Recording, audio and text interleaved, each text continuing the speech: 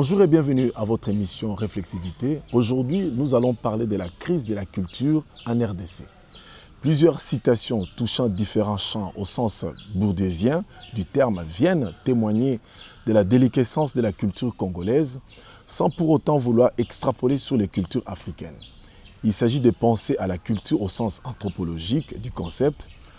Après 32 ans au pouvoir, le président du Zaïre, Mobutu Sese Seko, affirmait Yiba Moke Tikandam.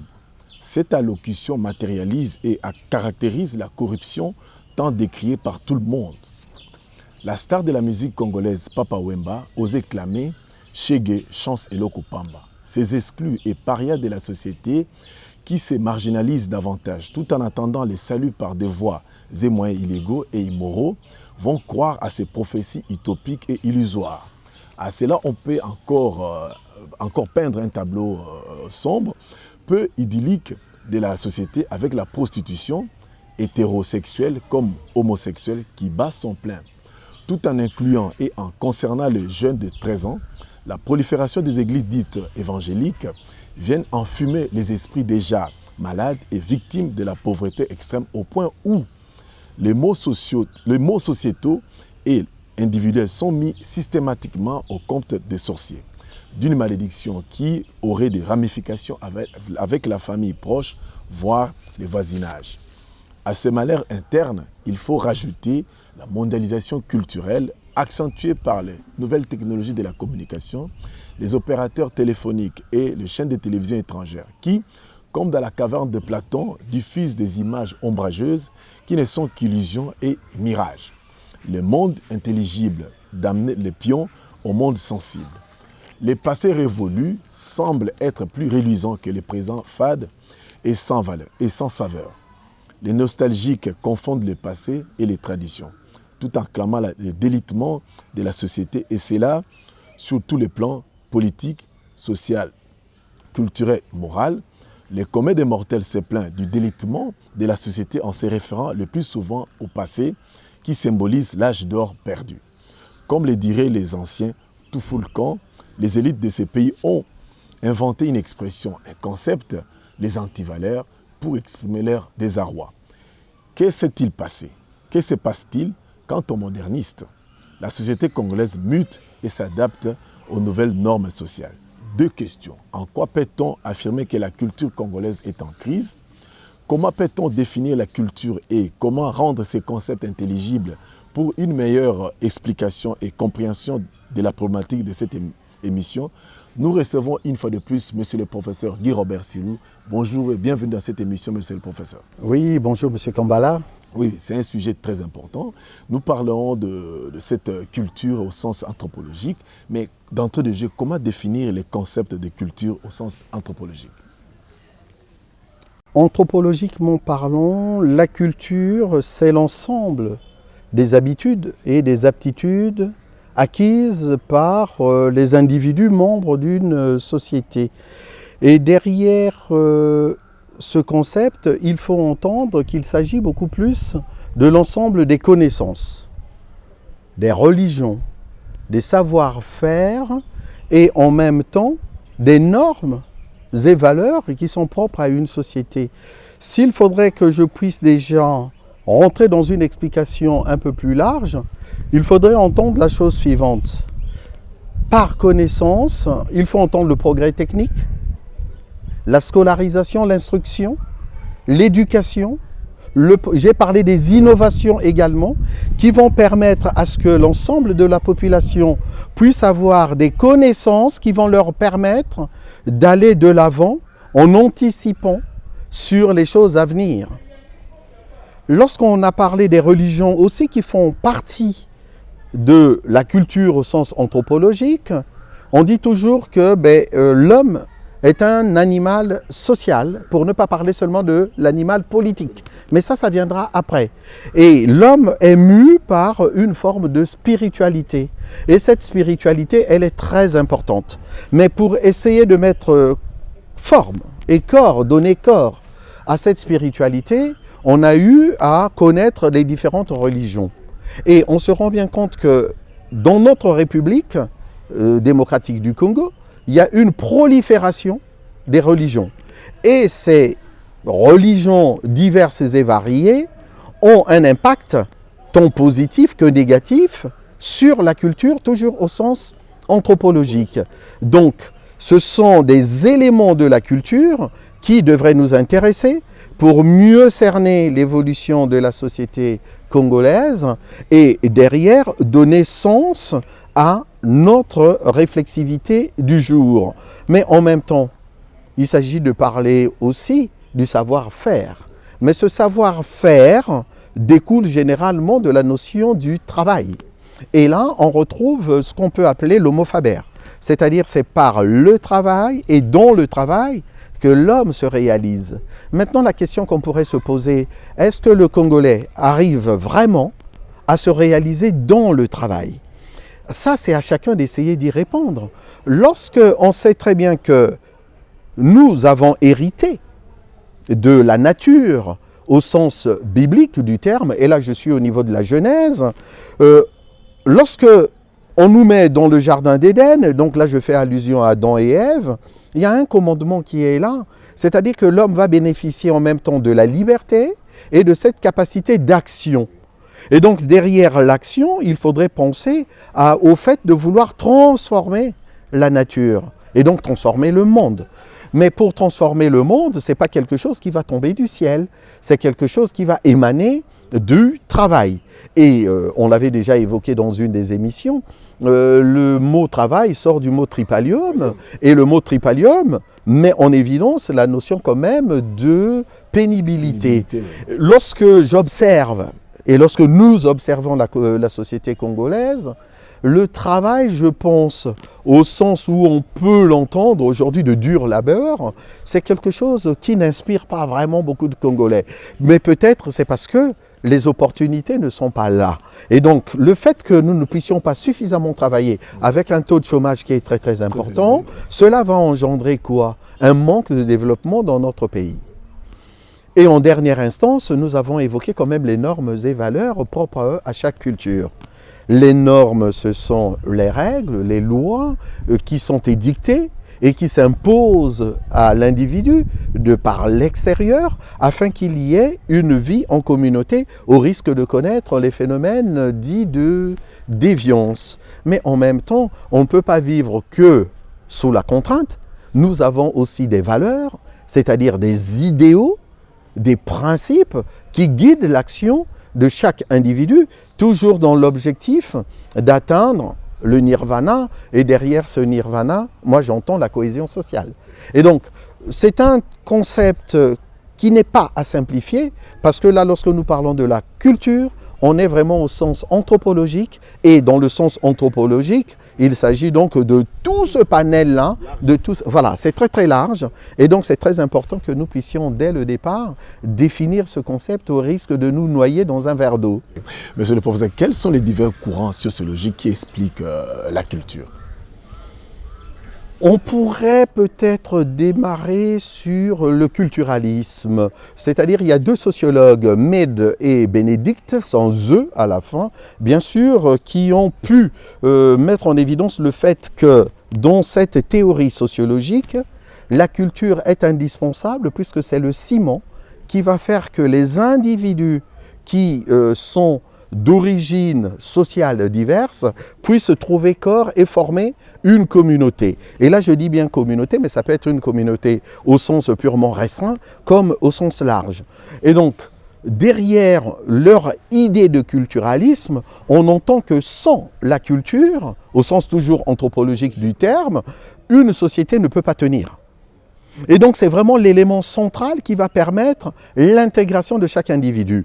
Et cette culture, comment s'acquiert-elle? Elle s'acquiert généralement par le phénomène de socialisation. Et donc, cette socialisation qui va s'opérer au travers les instances de socialisation. Les instances de socialisation tant primaires que secondaires, que sont la famille, les groupes de pairs, l'école, l'État fait partie aussi de ces instances de socialisation, ainsi que des associations. C'est au travers de la socialisation qu'on va acquérir les normes et valeurs, les connaissances et devenir membre d'une communauté religieuse, ont vu toujours d'apporter des éléments nécessaires qui consolident les relations sociales qui sont très importantes et qui sont fédératrices. Et donc, dans leur manière de penser le culturalisme, on met en avant le côté un peu holiste de la société, c'est-à-dire que le primat de la société sur l'individu. La société qui est première et l'individu qui est second.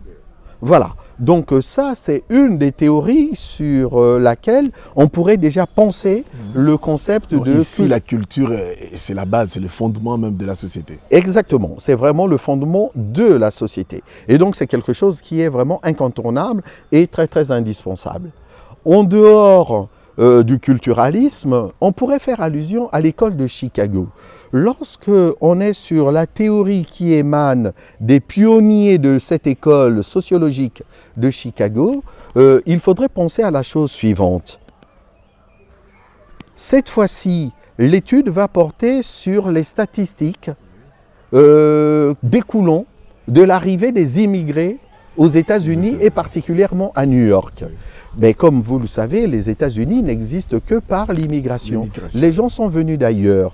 Et donc là, l'école de Chicago va se fonder sur des statistiques pour voir comment se sont intégrés les Polonais, les Italiens, les Irlandais. Et leur intégration dans la ville de New York s'est faite par les communautés. C'est-à-dire que ce sont les communautés qui étaient là pour accueillir ces nouveaux arrivants. Et sans ces communautés, on pouvait connaître des phénomènes de déviance de toutes sortes.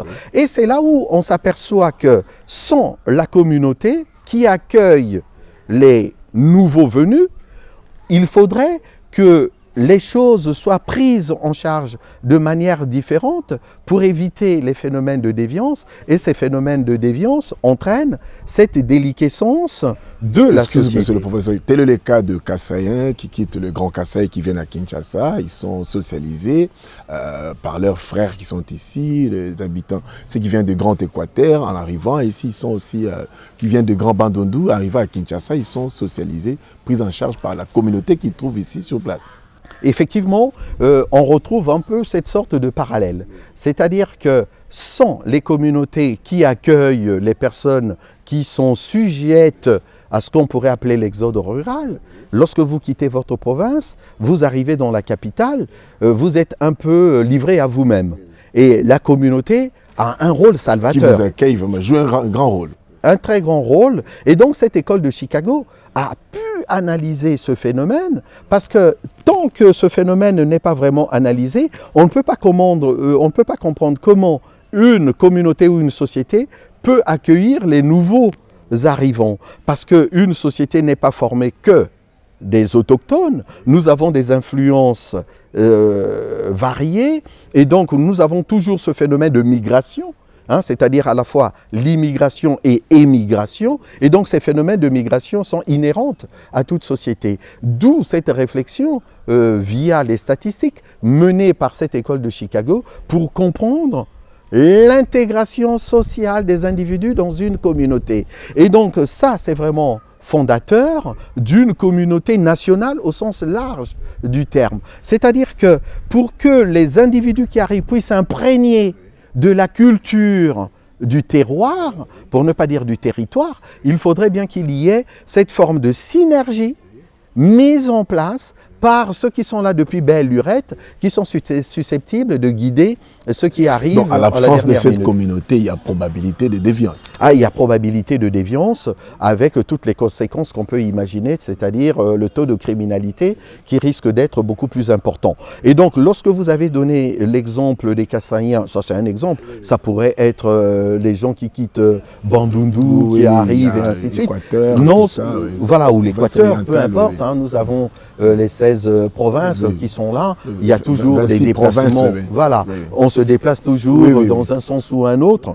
On s'aperçoit que les choses ne sont pas toujours aussi simples. Et donc cet accueil est vraiment indispensable. Et c'est l'école de Chicago qui a permis justement de nous lancer dans ce type de réflexion. Et je pense que pour le Congo, pour la culture au sens anthropologique, c'est une école qui pourrait nous inspirer et nous guider dans notre réflexion. Et je pense que c'est très important.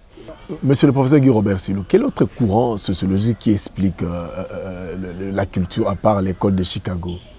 À part l'école de Chicago, on pourrait aussi faire allusion à un courant qu'on appelle le fonctionnalisme. C'est-à-dire que lorsqu'on est sur le fonctionnalisme, on est sur une approche développée par Talcott Parsons, et là il va mettre l'accent beaucoup plus sur une approche, si vous voulez, compréhensive qui a été décrite par le sociologue allemand Max Weber. C'est-à-dire que là, il s'agit de comprendre, cette fois-ci, non la société dans son fonctionnement au prime abord, mais plutôt les intentions qui guident l'action individuelle. Et cette fois-ci, c'est l'individu qui devient au centre de la réflexion. C'est-à-dire que chaque fois qu'un individu pose un acte, c'est dans un objectif très précis. C'est-à-dire que chaque action individuelle a une fonction sociale. Et par conséquent, il faudrait se mettre à la place de l'individu pour essayer de comprendre pourquoi cet individu, voilà, les motivations qui expliqueraient l'action, le comportement de l'individu. C'est-à-dire que là, on est dans une approche qui est un peu inversée. Au lieu que la chose sociétale puisse être ascendante, c'est plutôt l'individu. On va partir de l'individu, de l'action des individus pour expliquer l'évolution de la société dans son ensemble. Et donc là, il s'agit, comme vous l'avez dit, et vous avez tout à fait raison, d'expliquer les motivations individuelles qui pourraient façonner le déroulé d'une société dans sa globalité. Et donc ça, c'est un courant qui se fonde sur ce qu'on pourrait appeler l'individualisme méthodologique. Vous voyez bien, sur la première manière de penser la culture au sens anthropologique, on était sur la prééminence de la société. Et cette fois-ci, il y a un changement assez radical. On va partir de l'individu pour arriver au même résultat, mais ce sont les actions individuelles qui forment et qui fondent l'intégration de la société dans son ensemble. Donc, il y a aussi, est-ce que le courant interactionnisme participe aussi à expliquer la culture? Oui, c'est-à-dire que lorsqu'on est dans une société, comme vous pouvez le constater, sans pour autant être individualiste, on ne va pas dire que la société est une agrégation des individus, mais les individus qui composent une société sont en interaction avec les autres. Et donc, derrière cette interaction avec les autres membres de la société, c'est tout un système qui se met en place, et ce système qui se met en place n'est pas du tout statique, il est complètement évolutionniste. Et derrière, qu'est-ce qu'on va constater? On va constater par exemple, c'est ce qu'avaient fait des sociologues comme Becker, Howard Becker. Que dit-il? Il dit que dans la société, selon la relation que je peux avoir avec les autres et selon les normes qui existent, on peut me mettre une étiquette. C'est-à-dire, il y a un système qui va être là, qu'on va appeler l'étiquetage, et cet étiquetage sera déterminé tout simplement par les normes et les valeurs de la société. C'est-à-dire que sans les normes, il n'y a pas de déviance. Sans les valeurs, il n'y a pas de déviance. Or, dans chaque société, il y a les normes et les valeurs. Chaque fois que vous transgressez ces normes, parce que vous êtes en interaction avec les autres membres de la société, il y a ce phénomène d'étiquetage qui se met en place. Et donc, en dehors de Howard Becker, on a quand même un autre, Erving Goffman, qui a aussi réfléchi sur le phénomène de stigmatisation. C'est-à-dire que chaque fois que les actes, les actions sont entrepris, actes et actions, comportements entrepris, on se retrouve toujours avec cette idée de stigmatisation et cette stigmatisation qui risque d'engendrer des phénomènes d'exclusion dans une société. Et donc, si on passe par ces différents courants sociologiques, c'est pour dire tout simplement la chose suivante, Monsieur Kambala, on ne peut pas faire société sans pour autant qu'on puisse tenir compte de cette culture au sens anthropologique. C'est ça qui est le ciment de la société et qui permet à cette société de pouvoir se développer. Or, aujourd'hui, en République démocratique du Congo, on va se rendre compte que tous ces éléments que nous sommes en train d'énumérer, c'est-à-dire toutes ces théories sociologiques, permettent d'expliquer une fragilité, ou des fragilités, mettons le mot au pluriel, toutes ces fragilités qui risquent d'occasionner ou de provoquer cette crise de la culture au sens anthropologique en RDC. Parlons maintenant en profondeur de la RDC. La crise d'autorité de la culture congolaise, ça existe? Mais s'il faut parler maintenant de la crise de la culture en RDC, il faudrait qu'on puisse passer par le phénomène de socialisation que j'ai déjà évoqué un peu au préalable, mais en insistant sur le contrôle social. C'est-à-dire que ce qui pose problème aujourd'hui dans notre pays, c'est le problème du contrôle social. Et derrière ce concept de contrôle social, il faut entendre que le contrôle social a plusieurs dimensions, pour ne pas dire plusieurs volets. Le contrôle social, il peut être interne. C'est-à-dire que nous avons tous été socialisés. Cette socialisation qui se fait par différents mécanismes. C'est-à-dire que vous avez l'injonction. C'est-à-dire que c'est pyramidal, ça vient d'en haut et ça descend. Non seulement il y a ces injonctions ou ces inculcations, c'est-à-dire c'est une contrainte extérieure qui s'impose à l'individu. La hiérarchie a parlé. La hiérarchie a parlé, on exécute. C'est papa qui nous a demandé de faire une chose depuis notre tendre enfance et par mimétisme aussi, on essaye d'imiter les parents. Donc là, vous avez déjà deux mécanismes de socialisation, injonction, les ordres qui tombent et en même temps par imitation. Mais en dehors de ça, vous avez aussi le phénomène d'interaction. L'enfant qui commence à rentrer en interaction avec les parents, l'employeur qui rentre en interaction avec son patron et ainsi de suite. On se rend bien compte que la socialisation se fait selon ces trois mécanismes. Donc injonction, imitation et interaction. Mais en dehors de cela, on ne peut pas imaginer une socialisation sans le contrôle social. Et donc le contrôle social, je le disais tout à l'heure, a plusieurs volets. Un des volets, c'est le contrôle social interne. C'est-à-dire qu'après avoir reçu une éducation, qu'est-ce qu'on fait? On est capable de discerner le bien du mal. Vous vous abstenez vous-même à poser des actes négatifs. Exactement. On s'abstient à poser des actes négatifs, comme vous le dites, parce que là, nous sommes des êtres qui sommes dotés d'une conscience. Et cette conscience nous permet de juguler des comportements qui ne sont pas conformes à la société. Mais sans parler du conformisme. Mais ça, on pourrait peut-être y revenir. Donc, vous avez ce contrôle social interne. En dehors du contrôle social interne, on a ce qu'on appelle le contrôle social externe. Mais cette fois-ci, le contrôle social externe a deux volets une fois de plus. Vous avez le contrôle social externe informel.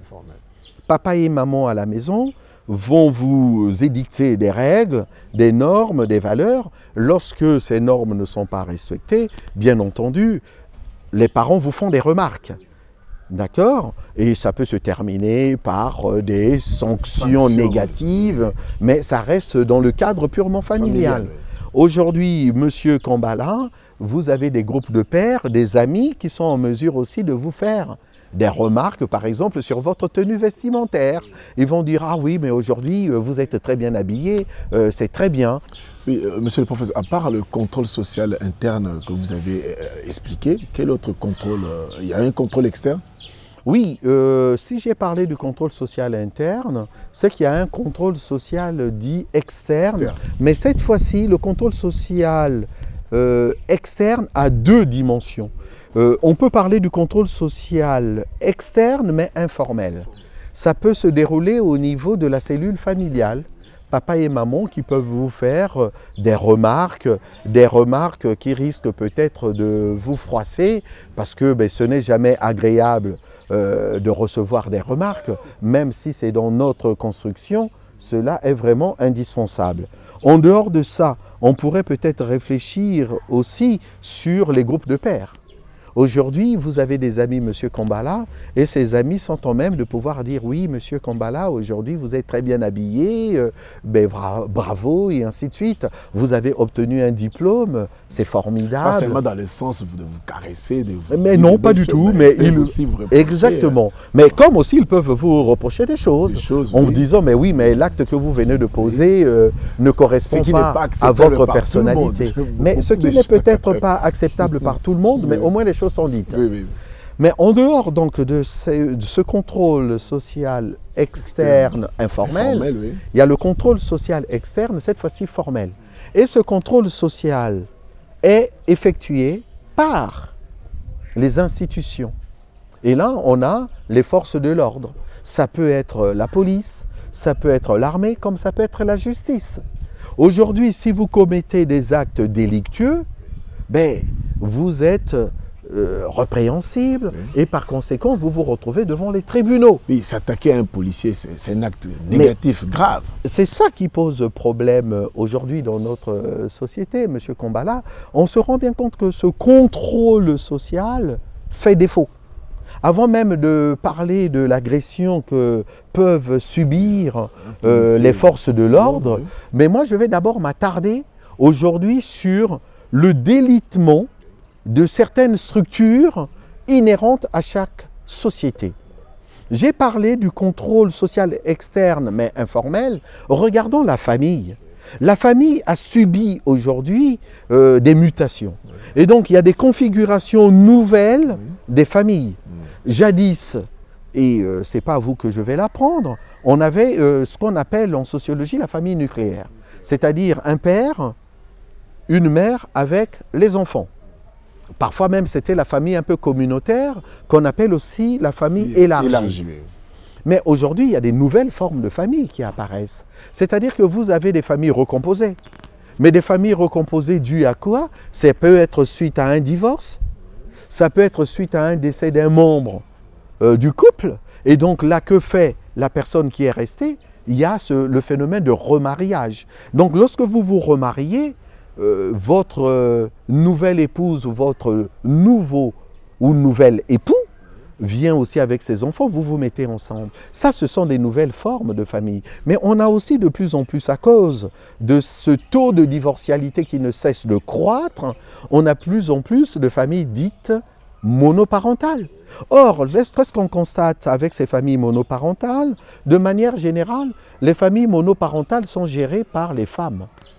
Or, sur le marché du travail, les femmes sont sujettes à des discriminations de toutes sortes, puisque le marché du travail est dual. Donc, ce sont des personnes qui vont subir, par exemple, les emplois atypiques, et donc dans des situations qu'on appelle en économie de sous-emploi.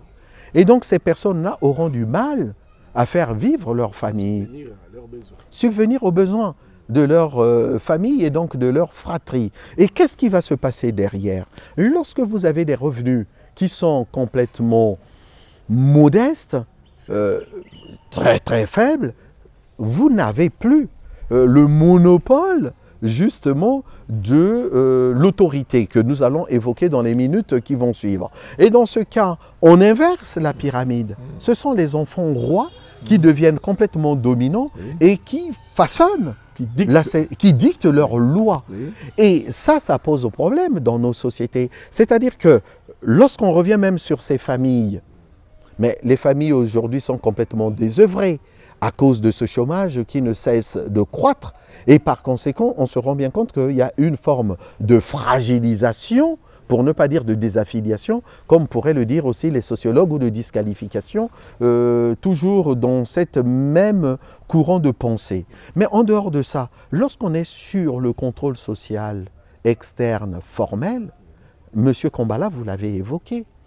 Aujourd'hui, on est quand même choqué de constater que le statut n'est plus du tout respecté. Aujourd'hui, que vous puissiez être président de la République, qu'on puisse vous critiquer dans le bon sens du terme. Par rapport à la gestion. Par rapport à la gestion, à la gouvernance du pays, c'est légitime. Mais lorsque on commence à blasphémer, et je le dis de manière sciemment, sur le statut du président de la République, là, ça pose problème. Et je peux donner un exemple, Monsieur Kambala. On a bien vu ce qui s'est passé en France.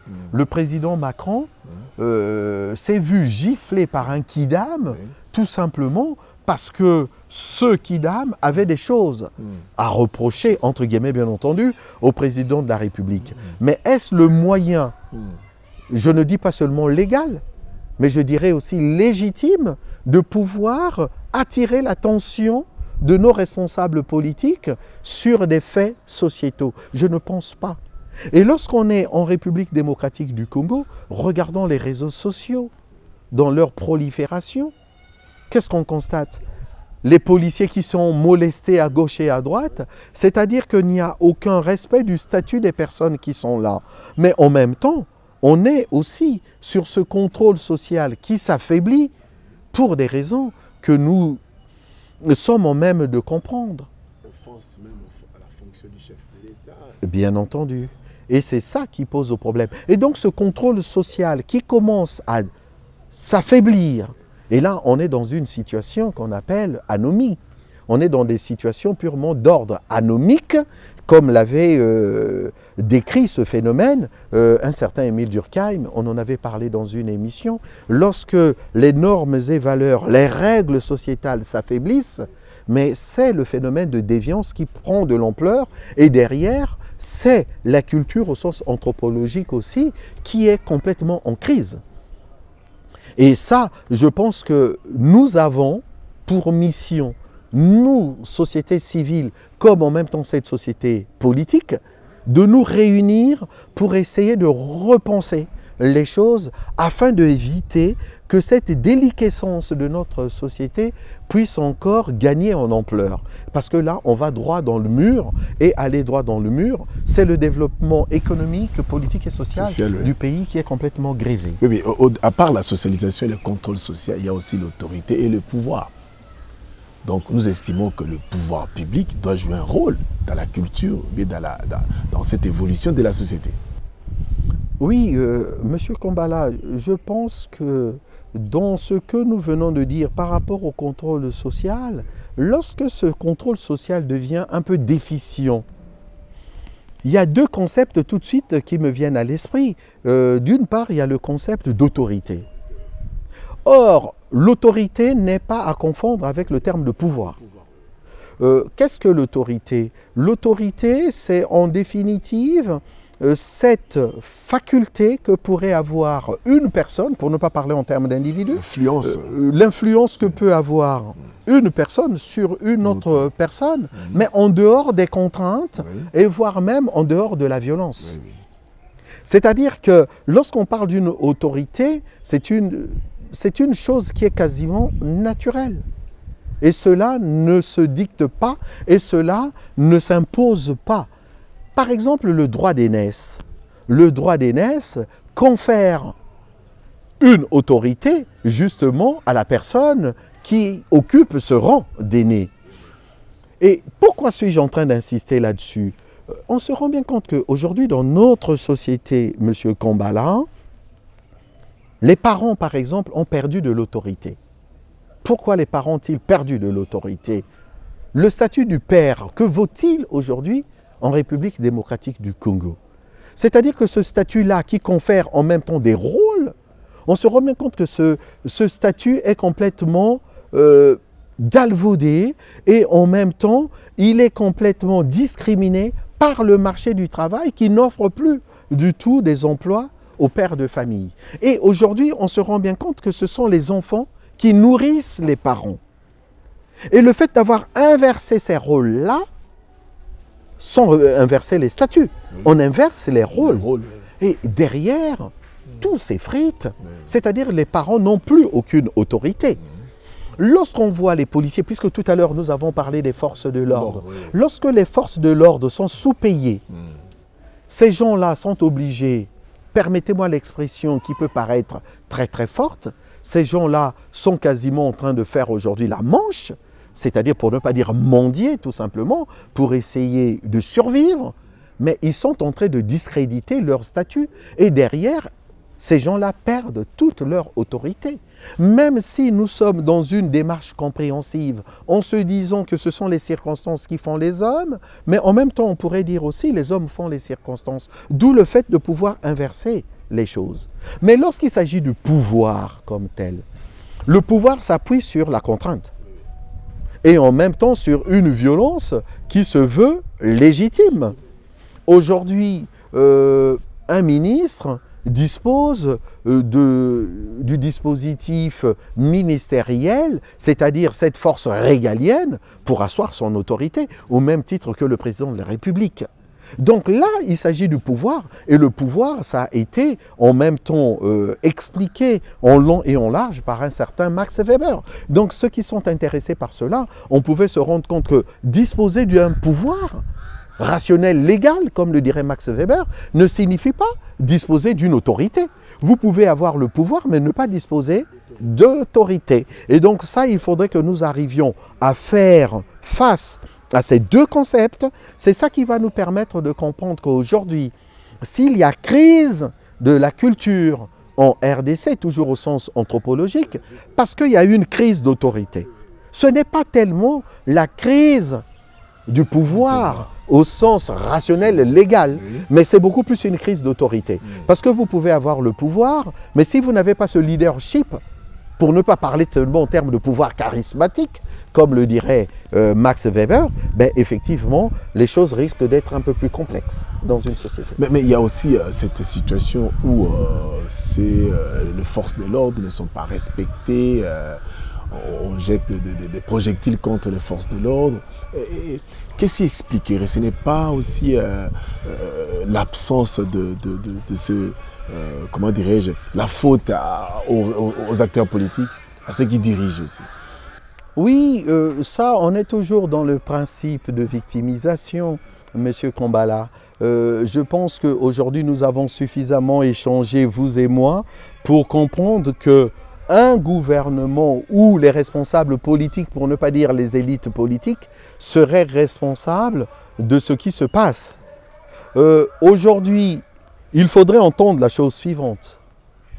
Avec l'éducation, avec la socialisation, on a parlé tout à l'heure des différents courants sociologiques, on a parlé par exemple du conformisme.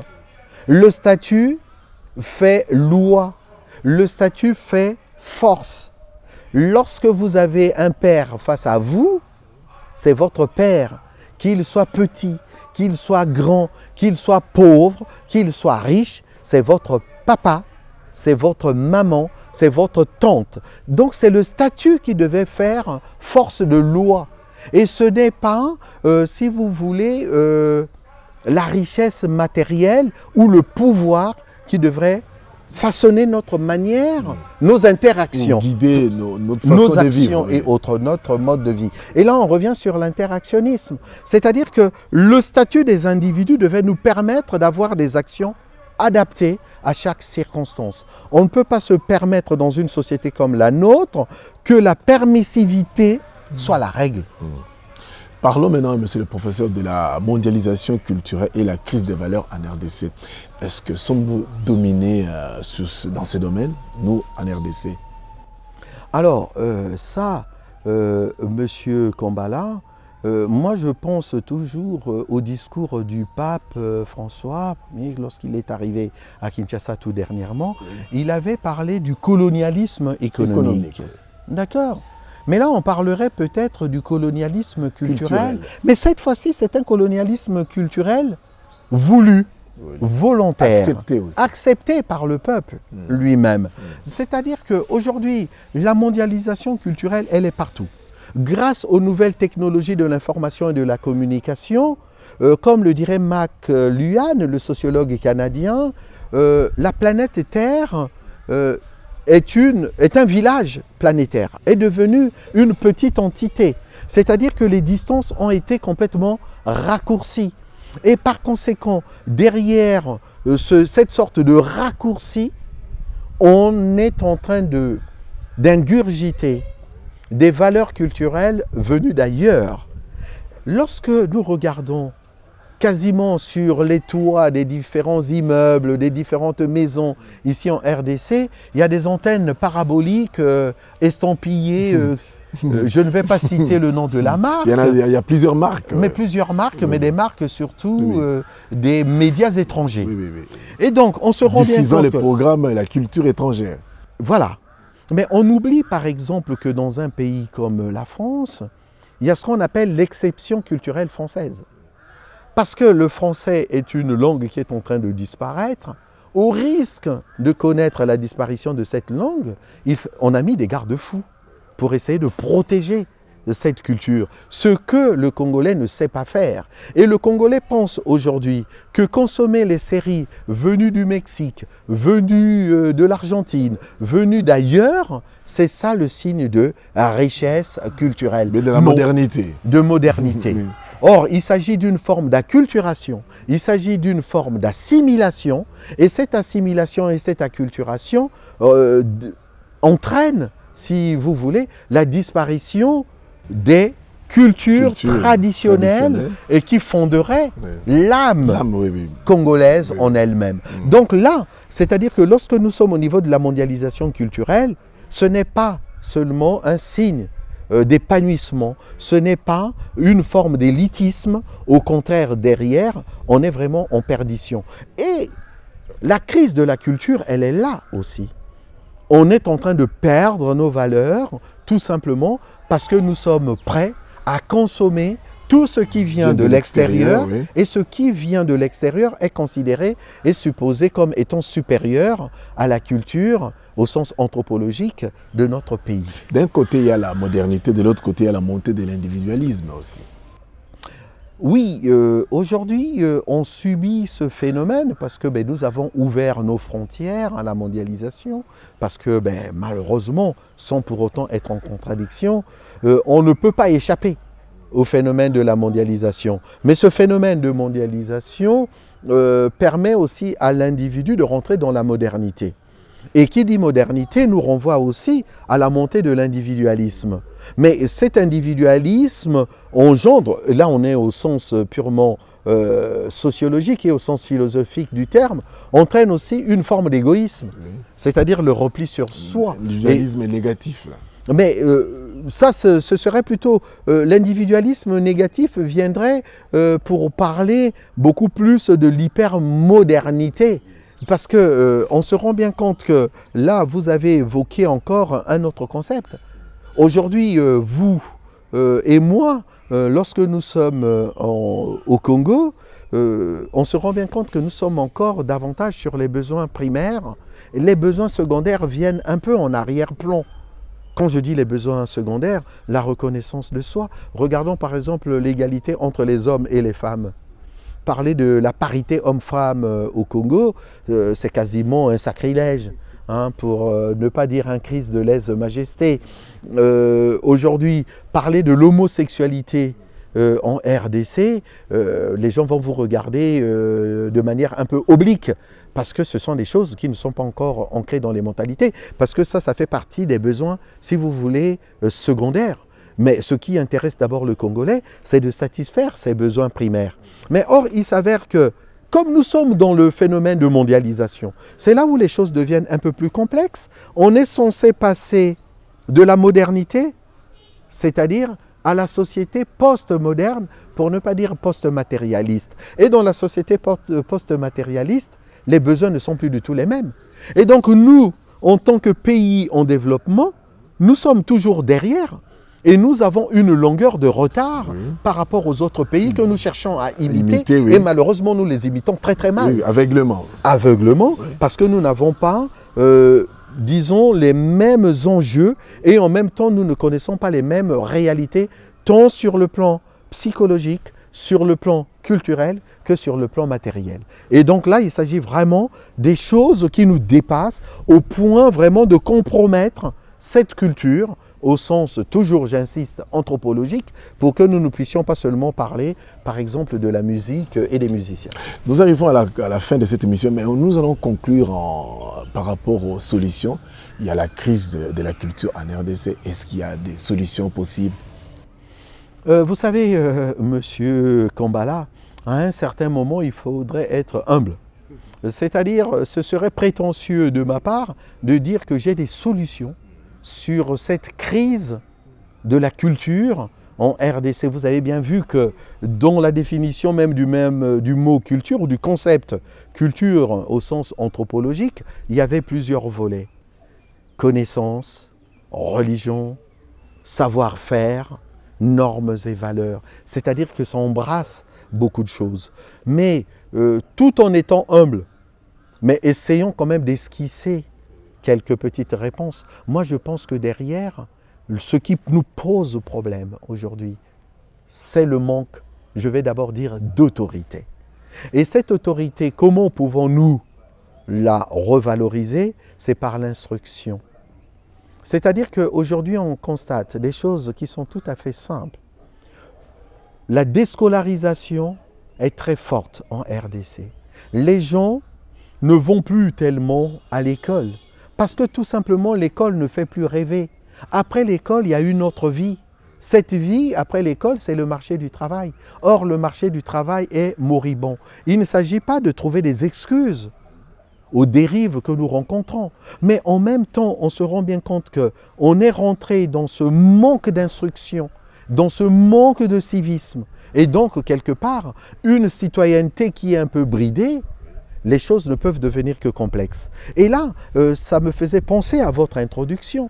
Lorsque l'ancien président du Zaïre, M. Mobutu, disait il faut voler un peu tout en laissant un tout petit peu. Voilà. C'est-à-dire que peut-on à ce niveau-là vouloir professer le mal? Et ce mal-là, on voit bien qu'il est en train de perdurer aujourd'hui et avec une puissance haine. C'est-à-dire que là, je parle de la corruption et tout ce qui est dilapidation des fonds publics. C'est-à-dire que le phénomène s'est amplifié. Lorsque une célébrité comme Papa Wemba dit les Chegué, Chancelo, Pamba, qu'est-ce que ça veut dire? Ça veut dire que, écoutez, à tout moment, vous pouvez bénéficier d'un salut qui viendrait de l'au-delà, une manne qui va tomber du ciel. Mais malheureusement, les Chegué en question, que sont-ils devenus aujourd'hui? Je pense que ce sont les Koulouna, et ces Koulouna aujourd'hui, c'est ça la crise de la culture au sens large du terme, parce que les connaissances ne sont pas là. Mais on a parlé de la religion. Regardez la prolifération des églises un peu partout. Dans une ruelle, vous pouvez vous retrouver avec 10 églises. Où va la société congolaise? Et voilà pourquoi j'ai dit en toute humilité, le chantier est vaste. Et ça peut dépasser un peu notre entendement. Mais ça peut être un discours pessimiste, mais en même temps, il est réaliste. Merci beaucoup, monsieur le professeur Guy Robert Silou, d'avoir accepté de répondre à nos questions. Le chantier est vaste. Venez participer à cette émission et nous allons partager vos idées nobles. Merci beaucoup. À la prochaine.